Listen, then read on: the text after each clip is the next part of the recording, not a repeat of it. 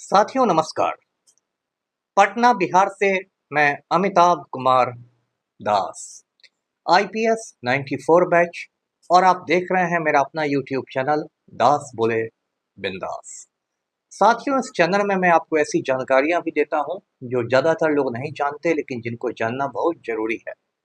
आज मैं आपको मशहूर शिकारी और लेखक जिम कॉर्बेट की कहानी सुनाऊंगा। ये बहुत रोचक और ज्ञानवर्धक वीडियो है, इसे आखिर तक दिल थाम कर देखिए। साथियों, उत्तराखंड राज्य जो है उसके दो भौगोलिक इलाके हैं। एक है गढ़वाल और एक है कुमाऊं। कुमाऊं इलाके में एक हिल स्टेशन है नैनीताल। इसी नैनीताल में गांव है काला ढूंगी, जहां जिम कॉर्बेट रहा करते थे। वे अंग्रेज थे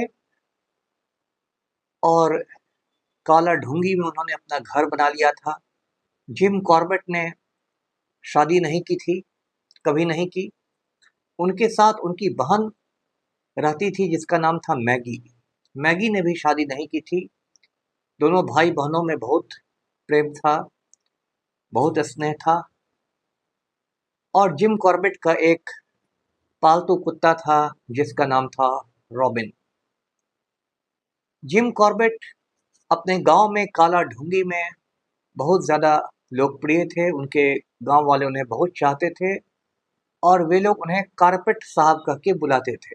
उनका सही नाम था कॉर्बेट, लेकिन गांव के ज़्यादातर लोग अनपढ़ थे, इसलिए वे कॉर्बेट को कारपेट बनाकर उन्हें कारपेट साहब बोलते थे। एक दिलचस्प बात यह है कि जिम कॉर्बेट ने पटना के मोकामा घाट पर भी कई साल तक नौकरी की, लेकिन अब इस बात को ज़्यादातर लोग भूल चुके हैं। जिम कॉर्बेट जो थे वे एक बहुत ही महान शिकारी थे और उन्होंने कुल 19 बाघ और 14 चीतों का शिकार किया। इसमें से ज्यादातर बाघ और चीते जो थे वो आदमखोर थे, यानी नरभक्षी थे, जिसे इंग्लिश में मैन ईटर कहते हैं। जिम कॉर्बेट ने आदमखोर बाघों और चीतों पर काफी अध्ययन किया। उन्होंने कहा कि मनुष्य जो है वो बाघ का या चीते का प्राकृतिक आहार नहीं है। बाघ और चीते जो होते हैं वो जानवरों का शिकार करते हैं और जानवरों का शिकार करके अपना पेट भरते हैं।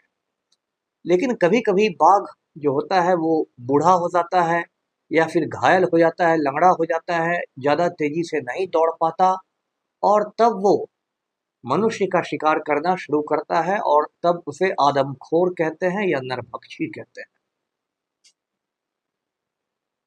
और जिम कॉर्बेट ने ऐसे कई आदमखोरों का शिकार करके लोगों को राहत दिलाई। उनके द्वारा जो शिकार के प्रमुख आदमखोर है उसमें चंपावत मैन ईटर का नाम आता है, ठाक मैन ईटर की का नाम आता है, मुक्तेश्वर मैन ईटर का नाम आता है, पनार मैन ईटर का नाम आता है। ये ऐसे ऐसे बड़े आदमखोर बाघ और चीते थे जिन्होंने सैकड़ों लोगों का कत्ल किया, सैकड़ों लोगों का निशाना बनाया था। और उन बाघों और चीतों की वजह से पूरे इलाके में आतंक छा जाता था। लोग घरों से निकलना बंद कर देते थे, जनजीवन ठप हो जाता था। और तब ब्रिटिश हुकूमत जिम कॉर्बेट को बुलाती थी और जिम कॉर्बेट जाके बाघ या चीता जो भी आदमखोर हो, जो भी इलाके का आतंक हो, उसका शिकार कर देते थे। जिम कॉर्बेट जो थे वो जंगल टेलीग्राफ पर भी बहुत अच्छे जानकार थे। अब आप पूछेंगे कि जंगल टेलीग्राफ क्या होता है, तो साथ ही होता है कि बाघ, जिसे जंगल का राजा भी कहते हैं, वो जब शिकार करने निकलता है, शाम में सामान्यतया निकलता है, तो जो जो उसके शिकार होते हैं छोटे छोटे जानवर, वो कहीं भी बाघ को देखते हैं तो चिल्लाना शुरू कर देते हैं। जैसे यदि किसी लंगूर ने पेड़ के ऊपर से बाघ को देख लिया तो वो एक खास तरह से चिल्लाएगा, बाकी जानवरों को सावधान कर देगा। फिर उसकी आवाज़ सुन के हिरण जो रहेगा वो अपनी आवाज़ में चिल्ला के दूसरे जानवर को सावधान करेगा। इस तरह पूरे जंगल में बात फैल जाती है कि जंगल का राजा बाघ जो है वो अब शिकार पर निकल चुका है, अब खुद को बचा के रखना है। इसी को जिम कॉर्बेट जंगल टेलीग्राफ कहते थे कि एक दूसरे से आवाज में जानवर बात करते हैं। और जिम कॉर्बेट कभी कभार स्कूल भी जाते थे बच्चों को कुछ सिखाने के लिए, तो वे इन जानवरों की आवाज निकाल निकाल के बच्चों को बताते थे कि जंगल टेलीग्राफ क्या होता है।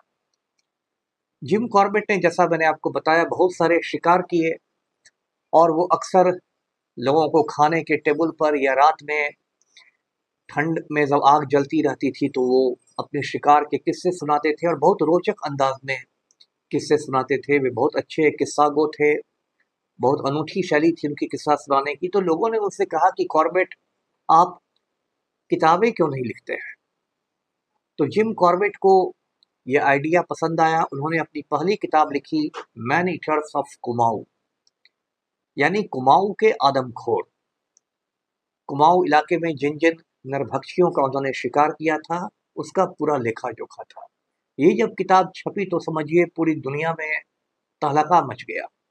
जो किताब बहुत ज्यादा बिकती है उसे बेस्ट सेलर कहते हैं। ये किताब देखते देखते बेस्ट सेलर बन गई। सिर्फ हिंदुस्तान में नहीं, यूरोप और अमेरिका में भी इस किताब ने धूम मचा दी। उसके बाद तो जिम कॉर्बेट ने एक के बाद एक किताबें लिखी। साथियों, मैं खुद पढ़ने का बहुत शौकीन हूँ और दरभंगा में जो मेरा मकान है वहाँ तो मेरी निजी लाइब्रेरी है, उसमें हजारों किताबें हैं और जिम कॉर्बेट की सारी किताबें मैंने पढ़ डाली है। उनकी किताबें बहुत शानदार रहती है और आप उसमें खो जाते हैं, क्योंकि वो सिर्फ शिकार की ही बात नहीं करते बल्कि पूरे वन्य जीवन के बारे में बताते हैं, पूरे वाइल्ड लाइफ के बारे में बताते हैं और आज से लगभग 100 साल पुराना जो हिंदुस्तान था उसके बारे में आपको बहुत ज़्यादा जानकारियाँ मिलती हैं। उस समय लोग कैसे रहते थे, क्या होता था, और बहुत ही शानदार अंदाज है उनके लिखने का। आपको मौका मिले तो आप जिम कॉर्बेट की किताबें जरूर पढ़िए। साथियों, जिम कॉर्बेट ने इस तरह बहुत सारे शिकार किए, उन्हें बहुत सारे इनाम मिले, उन्होंने बहुत शोहरत कमाई, बहुत नाम कमाया, किताबें लिखी, सब कुछ हुआ। लेकिन जब 1947 में हिंदुस्तान आज़ाद हुआ और हिंदुस्तान से अंग्रेज चले गए तो जिम कॉर्बेट के दोस्तों ने उनको डराना शुरू कर दिया। उन्होंने कहा कि अरे जिम, तुम इतने दिनों तक तो बहुत शान के साथ हिंदुस्तान में रहे, क्योंकि हिंदुस्तान अंग्रेज़ों का गुलाम था और तुम अंग्रेज़ थे, इसलिए सारे हिंदुस्तानी तुम्हारी बात सुनते थे, तुम्हें इज्जत देते थे। लेकिन अब तो हिंदुस्तान आज़ाद हो गया है, अब कोई तुम्हारी बात नहीं सुनेगा, कोई तुम्हें इज्जत नहीं देगा, उल्टे तुम मार खाने के लिए तैयार हो जाओ। अब जो बेचारे जिम कॉर्बेट थे, शरीफ आदमी थे, अपने गांव में बहुत पॉपुलर भी थे, लेकिन इस बात से वो घबरा गए। तो जिम कॉर्बेट ने हिंदुस्तान छोड़ने का फैसला किया और उसके बाद वो अफ्रीका के देश चले गए, केन्या। अब तो केन्या भी आज़ाद हो गया है, लेकिन जब जिम कॉर्बेट गए थे केन्या, उस समय केन्या भी अंग्रेज़ों का गुलाम था, एक ब्रिटिश उपनिवेश हुआ करता था। आप देखेंगे पूर्वी अफ्रीका का ये देश है, ग्लोब में आप इसे देखेंगे, केन्या। केन्या की राजधानी नैरोबी है और केन्या में एक बहुत बड़ा बंदरगाह है, मोम्बासा। तो जिम कॉर्बेट केन्या चले गए। अब केन्या गए तो दाल रोटी के लिए क्या किया जाए, तो इतने दिनों तक उन्होंने शिकार किया था, उन्हें जंगल का पूरा आइडिया था, तो उन्होंने जंगल में एक छोटा सा, मतलब लकड़ी का मकान बना दिया, जिसे ट्री हाउस कहते हैं। पहले पटना का जो संजय गांधी जू हुआ करता था उसमें भी एक ट्री हाउस था, अब वो टूट फूट गया है। तो वो उन्होंने लकड़ी का छोटा सा मकान पेड़ के ऊपर बना दिया और उसका नाम रख दिया ट्री टॉप, और उसे पर्यटकों के लिए, सैलानियों के लिए खोल दिया। मतलब कोई भी सैलानी घूम सकता था, उनके ट्री टॉप में आके ठहर सकता था। उसमें एक छोटा सा बाथरूम भी था, उसमें उनको खाने के सामान भी मिलते और फिर रात भर वो ट्री टॉप से जंगल को महसूस कर सकता था, जानवरों के गुर्राने की आवाज़ सुन सकता था, जानवरों को देख भी सकता था। एक बहुत रोमांचक अनुभव होता है। अब एक रोचक किस्सा सुनिए ट्री टॉप का। ट्री टॉप इतना मशहूर हो गया कि उस समय इंग्लैंड की जो राजकुमारी थी, प्रिंसेस थी, एलिजाबेथ, उनको भी खबर मिली लंदन में। तो एलिजाबेथ ने कहा कि मैं भी ट्री टॉप में आके 2-4 रात रहूंगी। तो राजकुमारी एलिजाबेथ केन्या पहुंची। वहां केन्या में उनका बहुत स्वागत किया गया, राजकुमारी थी। जिम कॉर्बेट भी उन्हें इज्जत के साथ लाए और वो ट्री टॉप में रहने पहुंच गई। रात भर वो ट्री टॉप में रुकी और सुबह में इंग्लैंड से खबर आई कि उनके जो पिता थे जॉर्ज षष्ठम, उनकी मौत हो गई थी और अब एलिजाबेथ को ही ब्रिटेन की गद्दी पर बैठना था। तो उस पर जिम कॉर्बेट ने अपनी किताब में लिखा है कि जब एलिजाबेथ ट्री टॉप की सीढ़ियों पर चढ़ी थी तो वो राजकुमारी थी, और जब ट्री टॉप की सीढ़ियों से वो उतरी तो वो रानी बन चुकी थी, क्वीन बन चुकी थी। तो ऐसा था एलिजाबेथ का ट्री टॉप का सफ़र। आप जानते हैं कुछ साल पहले क्वीन एलिजाबेथ की मौत हो गई, अब उनके बेटे किंग चार्ल्स इंग्लैंड की गद्दी पर बैठे हैं। साथियों, जिम कॉर्बेट ने बहुत सारे शिकार किए, जैसा मैंने आपको बताया, फिर बहुत सारी किताबें भी उन्होंने लिखी, लेकिन बाद में उन्होंने शिकार करना छोड़ दिया। उन्होंने कहा कि बाघों के संरक्षण की बहुत ज़रूरत है और बाघ एक बहुत ही शानदार जानवर होता है जिसको बचा के रखना है, और फिर उन्होंने जिंदगी भर बाघों के संरक्षण के लिए काम किया।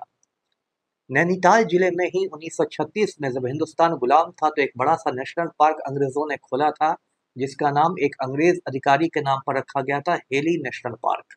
जब हिंदुस्तान आज़ाद हुआ तो भारत सरकार ने जिम कॉर्बेट के सम्मान में उस नेशनल पार्क का नाम रख दिया Jim Corbett national park, Jim Corbett राष्ट्रीय उद्यान।